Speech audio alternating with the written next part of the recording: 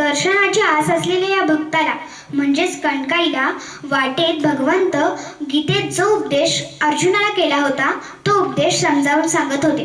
पण कणकाई म्हणायची, भाऊजी तुम्ही जे काही सांगताय ना ते मला काही कळत नाही.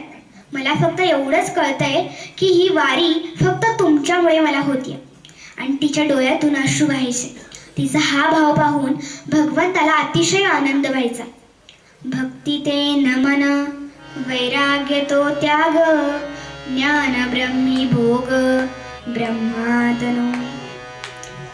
ही भक्त आणि भगवंताची जोडी कुठे एखाद्या ठिकाणी झाडाची छान सावली, पाणी अशा ठिकाणी विश्रांती घ्यावी आणि तिथे साक्षात भगवंत कणकाईला चूल मांडून द्यायचे. त्याच्यावर कणकाई अन्न शिजवून भगवंताला जेवू घालायची.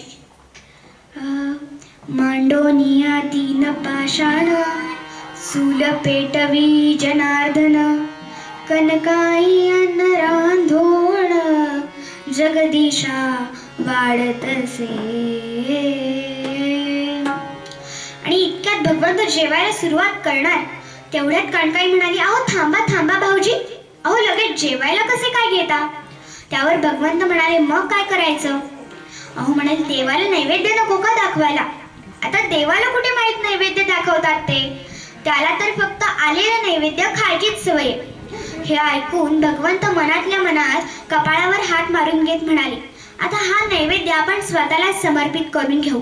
पण कणकाई मात्र भावूक होऊन हातात पाणी घेऊन म्हणाली, बरे का भाऊजी, ही वारी केवळ तुमच्यामुळेच मला होती आहे.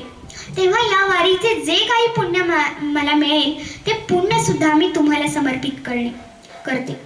लोक चांगलं काम करतात ते पुण्य मिळवण्यासाठी, पण या कणकाईला भक्तीमुळे ते पुण्य सुद्धा नको. तिला कुठे माहीत हा देव आहे म्हणून ते पुण्य सुद्धा तिने त्या देवाला समर्पित केलं. देवाला तुमचा हाच भाव हवा असतो.